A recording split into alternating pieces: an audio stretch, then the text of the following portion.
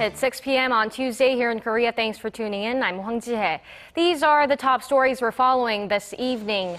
Korea slams Japan for its renewed claims to Dokdo Island in an annual defense paper, saying Seoul will counter any provocations from Tokyo over the territory. President Park Geun-hye calls for structural reforms in 4 major sectors, including labor, to ensure a better future for the next generation. And FIFA announces an election date for replacing embattled President Sepp Blatter. Korea's Chung Mong-jun also expresses his intent to run for the position. Japan is once again raising tensions in the region. This time, it's repeating its claim to the Korea-controlled Dokdo Island against strong objections from Korea. Our Hwang Sung-hee reports. Korea slammed Japan for renewing its claim to Korea's easternmost Dokdo Island in its annual defense policy report. In this year's report, presented to the cabinet on Tuesday, Tokyo described Dokdo, known as Takeshima in Japanese, as part of Japanese territory and said that it is part of an unresolved territorial dispute. It's the 11th straight year that Tokyo has laid claim to Dokdo in the White Paper. The South Korean government will sternly counter any provocations by Japan regarding Dokdo, which is Korean sovereign territory in terms of history, geography, and international law. Seoul's foreign ministry summoned a senior official at the Japanese embassy in Korea to protest the claim. Korea's defense ministry also released a statement condemning the white paper and urging prompt action to correct it, along with measures to avoid such unjust behavior. Dokdo, which lies closer to South Korea in the body of water between the Korean peninsula and Japan, has been one of the thorniest issues between the two neighbors. The South Korean government warned that Tokyo's repeated claim to Dokdo is an act of historical revisionism and will inevitably hurt bilateral relations. Hwang Sung-hee, Arirang News. In addition to the statement, Korea's Defense Ministry spokesman Kim Min-seok at a regular press briefing Tuesday reaffirmed that no vessels, especially military vessels from Japan, are allowed near Dokdo Island without Korea's approval. Kim made clear that there are no exceptions, even if Japan gets the green light to exercise its right to collective self-defense currently under consideration. Saying Japan's territorial claims to Dokdo have already strained bilateral ties, he warned that if Tokyo chooses to stick with its claims, bilateral military ties between the two will also continue to deteriorate. The Japanese defense paper comes as Prime Minister Shinzo Abe's government pushes for a stronger military role by attempting to change the country's pacifist constitution. The move has drawn widespread criticism from scholars, experts, and the public in Japan, as well as the New York Times, which made it the target of an editorial on Monday. Son Jung-in has more. The editorial supports Japan's desire to seek a greater international role, especially in Asia and with the rise of China. However, it says the problem isn't with the goal, but with the way Abe is pursuing it. Abe has long been trying to modify Japan's constitution, which permits the military to engage only in self-defense, to allow the military to engage in collective self-defense or defending an ally under attack. The newspaper notes that under normal circumstances, revising the constitution requires 2/3 approval in both houses of parliament, followed by a national referendum. It points out that Abe circumvented that process by calling for a reinterpretation of the constitution and following up with legislation in the parliament, where his Liberal Democratic Party-led coalition has a majority in the upper and lower houses. Unlike a formal constitutional change, ordinary legislation only requires a majority vote with no need for a referendum. Abe's tactics, however, have not stopped around 10,000 scholars and experts from voicing their opinions on the matter. They signed a petition opposing the new legislation and issued statements demanding the security bills be abolished, as they fear it could lead the country into war.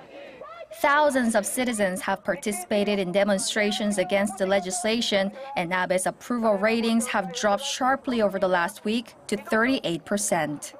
Son Jung-in, Arirang News. 200 young women, both college students and young adults, have been selected as global human rights ambassadors to help raise awareness about Japan's wartime sex slavery program. The awareness campaign is being led by the Ministry of Gender Equality and Family in conjunction with Korean PR firm Bank. The PR ambassadors will be tasked with organizing campaigns, flash mobs, and other activities. The ambassadors will be active for a month after training sessions scheduled to start on Friday. Nearing the middle of her 5-year term in office, President Park Geun-hye is trying to accelerate her campaign to revitalize the economy through a series of structural reforms. In particular, the president and the ruling Saenuri Party, citing job creation and increased efficiency in the labor market, are collaborating to reform the labor sector. Our Choi Woo-sun has the details. Listing the 4 major areas that will be subject to reform, the public sector, labor, finance, and education, President Park Geun-hye at Tuesday's cabinet meeting said that without the reforms, the next generation will end up carrying a huge financial burden. She also emphasized that public support will be essential to the success of her reform drive. 개혁이 왜 필요한지, 개혁의 결과 무엇이 좋아지는지 그것을 잘 알려서 국민들께서 자발적으로 개혁에 동참하도록 해야 합니다. The president then directed the focus to the roughly 1 million university graduates who are struggling to find jobs, saying Korea's growth depends on young people finding high-quality jobs. She then urged labor, management, and the government to think about the country's young people and to resume labor reform negotiations that have been suspended since April. Ruling party leader Kim Moo-sung, who recently had a one-on-one with the president, has expressed his determination to push for labor reforms. Since the tripartite talks were halted, the government has been trying to enforce a salary peak system, which involves extending the retirement age while reducing workers' salaries. This, in turn, is expected to encourage employers to hire more young people. Labor unions and the main opposition party oppose the system, saying it will not effectively resolve the high youth unemployment rate. Party leader Moon Jae-in has said without public consent, the government's plan will further aggravate conflict between labor and management. The two opposing sides are adamant about their positions on the salary peak system and some other contentious issues. That is sure to turn up the heat on President Park's reform campaign, which is expected to become a political hot potato in the latter half of the year. Choi Woo-sun, Arirang News. Shifting gears, Korea's rival parties are currently meeting to resolve an impasse over an ongoing hacking scandal that's engulfed the country's spy agency. The ruling Saenuri Party is demanding a field inspection of the National Intelligence Service sometime next week and wants briefings from the NIS at the Parliamentary Intelligence Committee. The main opposition New Politics Alliance for Democracy is reiterating its call for a parliament-level hearing and a separate probe into the NIS led by the prosecution.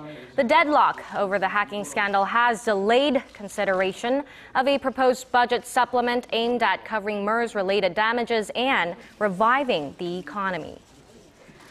Moving on to the MERS outbreak in Korea, with no new infections for 16 days straight, the next question seems to be when and how the country will declare itself MERS-free. Our Kim Ji-yeon tells us more. Korean health authorities say they'll follow the international standards set by the World Health Organization to determine when to declare an end to the MERS outbreak. Under WHO rules, Korea can make the declaration 28 days or twice the incubation period after the last person to contract an infection has made a full recovery. Assuming that person makes a full recovery by July 22nd, Korea can declare itself MERS-free on August 19th. The health ministry had initially indicated it would make the declaration in early August, weeks ahead of the WHO recommendation. As of Tuesday evening, the number of MERS cases stands at 186, and there have been no new infections for the past 16 days. Just 14 people are still undergoing treatment for MERS. 12 of them have tested negative for the virus in 2 successive tests, meaning they have practically recovered pending further testing. They've been moved out of isolation and into a general ward to aid their recovery. Of the 2 remaining patients, one has had conflicting results in 2 separate tests, and the other has tested positive for the virus twice in a row. Both will continue their current treatment regimen until they are fully cleared of infection. Kim Ji-yeon, Arirang News. Korea's finance minister expects growth in the second quarter will be slower than the first. Speaking to a group of foreign journalists on Tuesday, Finance Minister Choi Kyung-hwan said the MERS outbreak and drought have put the brakes on the slowly recovering domestic economy. Choi said he will focus on structural reforms and improving people's livelihoods with the proposed $19 billion stimulus package in the second half of this year. Korea is aiming for a growth in the 3% range this year. Since logging a growth rate of 0.5% in the second quarter of last year, Korea has posted 0% growth for the 4th straight quarters. Global investment banks say Korea's economic growth is expected to dip under the 3% mark in the second quarter. They also predict the nation's exports will fall to levels not seen since the global financial crisis. That's raised doubts about whether Korea will be able to reach its growth target for this year. Kim Min-ji reports. Korea's growth forecast for the second quarter is not so rosy. Citing 14 global investment banks, Bloomberg says the Korean economy is expected to grow an average of 2.7% in the second quarter from a year earlier. Barclays' projection was the highest at 3.1%, while Nomura and IHS Economics both predict the economy will grow 2.4%. The Korean economy posted 2.5% growth in the first quarter, and the dull projections for the second have raised questions about whether Korea will be able to reach its growth target of 3% for the year. The bank cited an unexpected drop in spending and a blow to the tourism industry due to the MERS outbreak, as well as a decline in exports as some of the main factors. An economist from Morgan Stanley, for one, warned that Korea's growth rate for exports could dip to levels not seen since the global financial crisis. This comes amid a general slowdown in the global economy, especially in China, which is Korea's main trading partner. The weak Japanese yen has also eroded the price competitiveness of Korean exports. The expert predicts the country's exports will fall 3.1% in the second half of the year.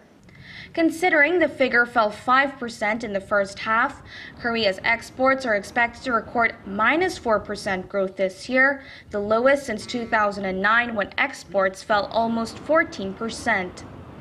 To reverse the trend, some of the banks call for more expansionary measures to prop up growth. HSBC said more rate cuts are needed in addition to a planned budget supplement of about $10 billion by the Korean government. ANZ Bank also said without a sufficient level of support from the government, Korea will not be able to reach 3% growth in 2015. Kim Min-ji, Arirang News. Moving on to some other news, outgoing FIFA President Sepp Blatter has announced a reformed task force charged with overhauling the troubled organization. World football's governing body has been under mounting pressure to change its ways since the arrest of several high-ranking officials for alleged corruption. Our Park Se-young has this story. It's time for an overhaul at the top of the corruption-riddled governing body of world football. A presidential election will be held on February 26 next year to elect a successor to Sepp Blatter. The announcement came as FIFA's executive committee met in Zurich. Blatter put an end to speculation and insisted he would not be standing as a candidate. He also announced a series of reforms, saying an 11-person task force would be set up to leave the troubled body in better shape after the worst corruption scandal in its history. The changes suggested on Monday include more transparency on executive salaries and term limits for top officials. My duty and mission now is to defend the institution FIFA and not to defend myself. And I am happy that today the executive committee, together with the confederations, they have said, yes, President, we will help you. We take also the responsibility to go and defend FIFA. With the date for the election set, the field of candidates will begin to take shape. From Korea, former FIFA Vice President Chung Mong-jun has declared his intention to run for the post. But for now, the press conference will probably be best remembered for its unexpected moment of comedy. British comedian Simon Brodkin threw a bundle of fake banknotes over Blatter, saying the money was for North Korea 2026. He was quickly removed from the venue by security, and Blatter left the room while staff cleared up the dollar bills. Park Se-young, Arirang News.